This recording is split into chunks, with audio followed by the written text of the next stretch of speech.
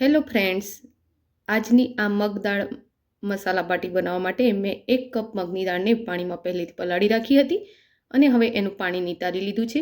મગની દાળ પણ સારી રીતે ફોગાઈ ગઈ છે. તો હવે આપણે એને મિક્સી જારમાં લઈ લઈશું. તો ફ્રેન્ડ્સ, રેસીપીને આગળ જોઈએ તે પહેલાં એક રિક્વેસ્ટ છે. તમે મારી ચેનલ પર નવા છો અને હજુ સુધી મારી ચેનલને સબસ્ક્રાઇબ નથી કરી તો કરી લો. બાજુમાં આપેલા બેલ આઇકનના નિશાનને ટચ કરી ઓલના નિશાન ઉપર ક્લિક કરો, જેથી કરીને તમને મારા નવા વિડીયોની નોટિફિકેશન મળતી રહેશે.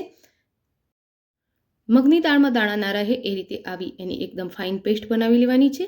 તો હવે આપણે એને કાઢી લઈશું. હવે આપણે આમાં મસાલા કરી લઈએ. તો અડધી ચમચી મરચું, અડધી ચમચી હળદર, અડધી ચમચી ધાણાનો પાવડર, 5 ચમચી જેટલો ગરમ મસાલો, સ્વાદ મુજબ મીઠું, થોડી હિંગ, 1.5 ચમચી વાટેલો ધાણા અને વરિયાળીનો પાવડર એડ કરી લઈશું અને અડધી ચમચી આપણે એમાં અજમો એડ કરીશું.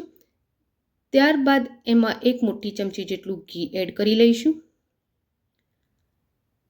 હવે એમાં થોડા ખાવાના સોડા અને 1 ચમચી જેટલા સફેદ તલ પણ એડ કરી લઈશું. ત્યારબાદ એમાં વાટેલા આદુ અને મરચાંની પેસ્ટ એડ કરીશું અને લીલા સમારેલા ધાણા એડ કરી લઈશું. હવે આ બધી જ વસ્તુને સારી રીતે પહેલાં તો હલાવીને મિક્સ કરી લઈશું. દાળ સાથે મસાલા સારી રીતે મિક્સ થઈ ગયા બાદ આપણે એમાં રૂટિનનો ઘઉંનો રોટલીનો લોટ એડ કરીશું. તો એકસાથે આપણે લોટ એડ નથી કરવાનો, જેમ જરૂર લાગે એમ થોડો લોટ એડ કરીશું. દાળમાં આપણે પાણી પણ નથી નાખવાનું અને મગની દાળને પણ પાણી નાખ્યા વગર જ પીસવાની છે. તો આ રીતે એને હલકા હાથે મસળતા એનો સેમી સોફ્ટ ડો રેડી કરી લઈશું.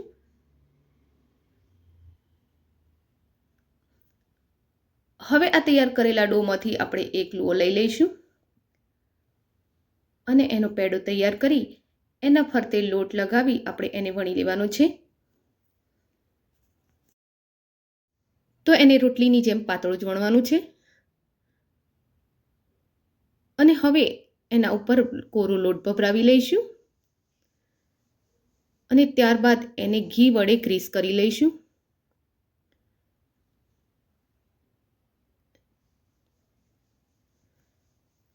હવે એને એક સાઈડેથી ફોલ્ડ કરીશું. એના ઉપર ઘી લગાવી એને બીજી સાઈડેથી પણ ફોલ્ડ કરી લઈશું.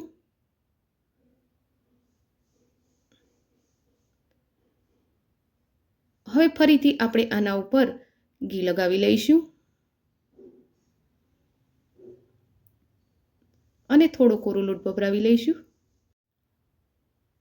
અને ફરીથી એને વચ્ચેથી આ રીતે ફોલ્ડ કરી આપણે એને લાંબો વણી લેવાનું છે.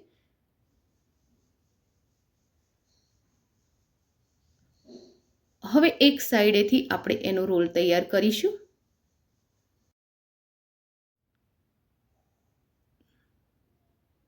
તો આ રીતે એનો રોલ તૈયાર કરી લઈશું અને હવે એને વચ્ચેથી આપણે છરી વડે કાપી લઈશું.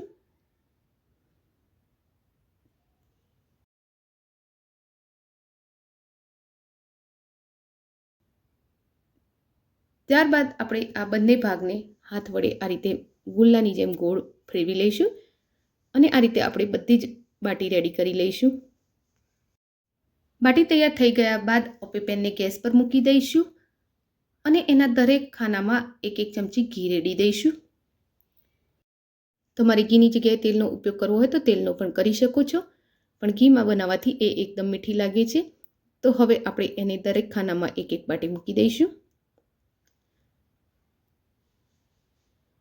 અને એને ઢાંકી સતળાવા દઈશું. ત્યારબાદ બાટીને આપણે આ રીતે પલટાવી લઈશું અને એને બીજી સાઈડેથી પણ સતળાવા માટે મૂકી દઈશું.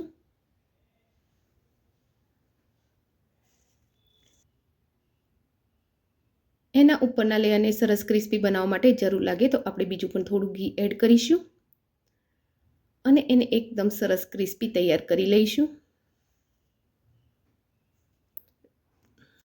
જેમ જેમ બાટી એકદમ ક્રિસ્પી થાય તેમ એને બહાર કાઢતા જઈશું. વચ્ચેની સાઈડે ગેસનો ફ્લો વધારે હોય છે તો આપણે સાઈડની બાટીને વચ્ચે મૂકતા જઈશું અને જેમ જેમ ક્રિસ્પી થાય તેમ તેને બહાર કાઢતા જઈશું. તો આ રીતે આપણે બધી જ બાટી રેડી કરી લઈશું. અને તૈયાર થયેલી બાટીને વધારે સોફ્ટ અને સ્વાદિષ્ટ બનાવવા માટે આપણે ઘીમાં મૂકતા જઈશું.